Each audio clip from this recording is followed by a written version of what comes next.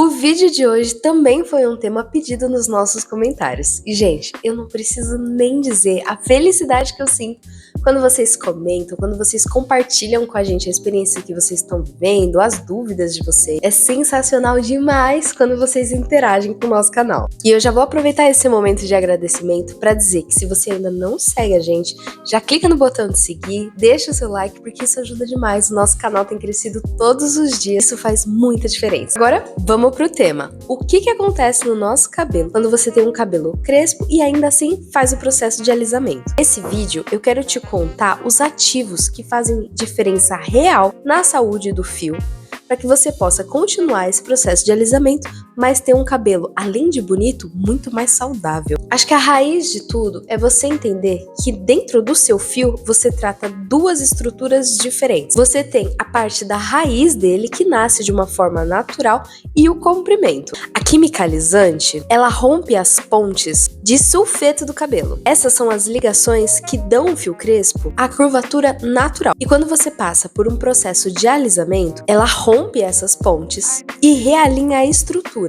Daí, o fio assume um formato liso de forma permanente. É uma alteração estrutural real, e toda alteração estrutural desse tipo exige um cuidado e uma atenção muito mais especial. Você passa pelo processo de alisamento, a cutícula do seu cabelo fica mais porosa, a fibra interna perde parte da proteína natural e a capacidade de reter a umidade do fio acaba caindo também. Então você precisa entender que o seu fio acabou passando por todo esse processo e agora ele vai precisar de um tratamento para que você possa repetir ele ao longo do seu protocolo, só que ele não fique danificado. Essa é a parte prática. Quais são os ativos que você pode e deve usar no seu cabelo durante esse processo? O primeiro de todos e um dos meus queridinhos: proteína hidrolisada. Depois da química, o fio ele acaba perdendo a proteína estrutural. A proteína hidrolisada entra na fibra e repõe isso. Isso reduz que o seu cabelo fique quebrando e ele devolve a firmeza dele. Sabe aquele cabelo com aspecto emborrachado? Isso serve na realidade para qualquer pessoa que faz qualquer processo químico no cabelo. Seja ele alisamento, tintura, descoloração, esses processos químicos, eles são mais agressivos. Então a proteína hidrolisada é quase que um item obrigatório para você. As ceramidas, elas reconstroem a camada lipídia. A mesma camada que a química abre para fazer o processo, ela vem de uma forma para devolver o fechamento parcial dessa cutícula. Óleo de coco ou óleos penetrantes também é um item obrigatório da sua lista. Eles preenchem o espaço do fio que vai perdendo esses lipídios internos, que nada mais são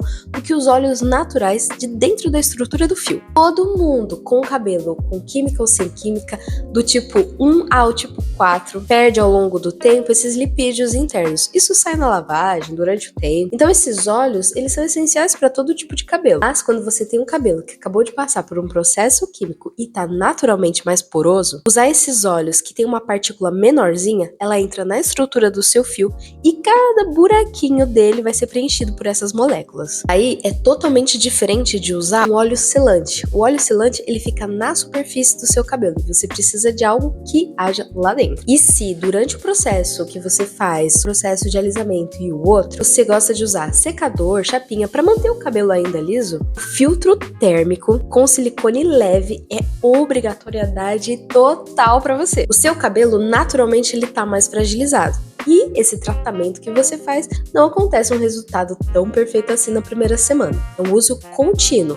E se você usa fonte de calor nesse momento sem proteger o seu fio, você acaba danificando ele de uma forma muito maior. Então essa proteção com o calor permite com que você continue usando secador, chapinha no seu fio da forma como você quer, só que você protege ele enquanto você nutre com um tratamento que vai deixar ele mais saudável. E lembra que eu falei no comecinho que a raiz de tudo é entender que você tem duas estruturas em um fio só? A raiz recém-nascida do seu cabelo, ela não tem nenhum tipo de processo químico. Então ela precisa de hidratação leve, sem exagerar na proteína. Essa parte, ela não precisa de uma reconstrução, diferente do comprimento. E o que acontece? Quando você trata a raiz do seu cabelo e o comprimento, você consegue cuidar do ponto de maior fragilidade dele, que é o encontro dessas duas partes. E um dos melhores cuidados para isso é sempre desembaraçar o seu cabelo quando ele tá úmido. Fazer todo esse processo de tratamento no comprimento do seu cabelo, na ponta, e sempre desembaraçando de uma forma suave, vai reduzir de forma drástica